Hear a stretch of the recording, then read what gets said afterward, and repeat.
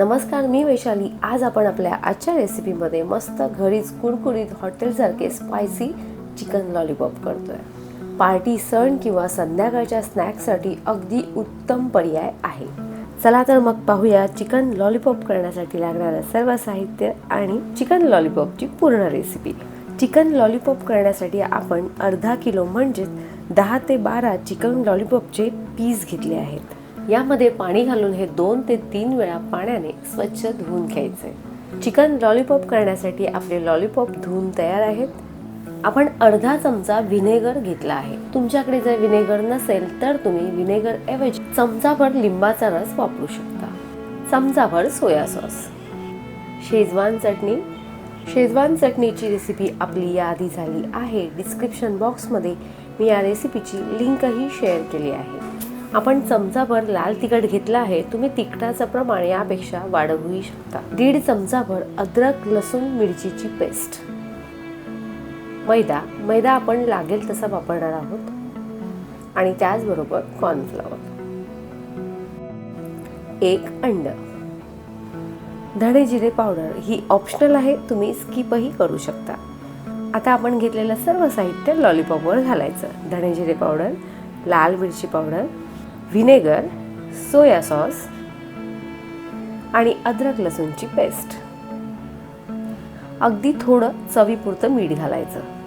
घेतलेलं अंडही असं फोडून घ्यायचं। आता यामध्ये लागेल तितका मैदा घालायचा। म्हणजे 4 चमचे जर आपण मैदा घातला असेल तर जास्तीत जास्त 3 चमचे कॉर्नफ्लॉवर घालायचा। मैदा बॅटरला छान घट्टपणा आणि बांधणी देतो, त्यामुळे सर्व मसाले अगदी व्यवस्थित चिकनला चिकटतात। लॉलीपॉप तळल्यावर मस्त गोल्डन ब्राऊन आणि कुरकुरीत होतात।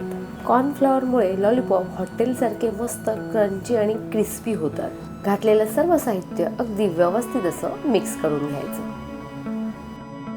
सर्व साहित्य छान मिक्स करून झाल्यावर जास्तीत जास्त अर्धा तास तरी असं झाकून ठेवायचं। आता लॉलीपॉप तळण्यासाठी कढईमध्ये लागेल तितकं असं तेल घालायचं। गॅसची फ्लेम मात्र मीडियम ठेवून तेल असं गरम करून घ्यायचं। लॉलीपॉप मॅरिनेशन करून बरोबर अर्धा तास झाला आहे। तुम्ही यापेक्षा जास्त वेळ सुद्धा ठेवू शकता। आता हे सर्व मॅरिनेशन पुन्हा व्यवस्थित असं मिक्स करून घ्यायचं आणि लॉलीपॉपचा पीस बॅटरमध्ये व्यवस्थित असा घोळून घ्यायचा। हाच लॉलीपॉप तेलामध्ये सोडताना देखील तेलामध्ये असा व्यवस्थित फिरवून घ्यायचा आणि मग तो तेलात सोडायचा। लॉलीपॉपचा पीस हलका असा फिरवून तेलामध्ये घातल्यामुळे सर्व कोटिंग लॉलीपॉपला व्यवस्थित चिकटतं, त्यामुळेच तो तळल्यावर फुटत नाही आणि आपण लावलेलं बॅटर सुटत नाही। तुम्ही एकाच वेळेला तेलात मावतील इतके लॉलीपॉप तेलामध्ये घालू शकता आणि लॉलीपॉप तळू शकता। गॅसची फ्लेम मात्र मीडियम ठेवायची। गॅसची फ्लेम जर तुम्ही हाय ठेवला तर लॉलीपॉप बाहेरून क्रिस्पी होतील आणि आतून कच्चेच राहतील। त्यामुळे गॅसची फ्लेम मीडियम ठेवल्यावर लॉलीपॉप बाहेरून क्रिस्पी आणि आतून मऊ रसाळ छान तळले जातात। आता अजिबात घाई न करता सर्व लॉलीपॉप छान तळून घ्यायचे। आपण एकाच बॅचमध्ये सर्व लॉलीपॉप तळणार आहोत। बऱ्याच वेळेला लॉलीपॉप 2 बॅचमध्ये तळले जातात, म्हणजेच आधी 70% तळून पुन्हा थोड्या वेळाने उरलेले 30% लॉलीपॉप तळले जातात, त्यामुळे ते जास्त क्रिस्पी होतात। पाहू शकता आपले लॉलीपॉप छान तळून झाले आहेत। रंगही सुरेख आला आहे आणि त्याचबरोबर ते कुरकुरीतही आहेत। तळलेल्या सर्व लॉलीपॉप मधील तेल असं नितळवून लॉलीपॉप टिश्यू पेपरवर काढून घ्यायचे, त्यामुळे जास्तीचं तेल टिश्यू पेपर शोषून घेतं। याच पद्धतीने आपण उरलेले सर्व लॉलीपॉप तळून घेणार आहोत। बरं, तुम्ही यापेक्षा इतर वेगळ्या कोणत्या पद्धतीने लॉलीपॉप करता का? तर तुमची लॉलीपॉप करण्याची पद्धत मला कमेंटमध्ये आवर्जून शेअर करा।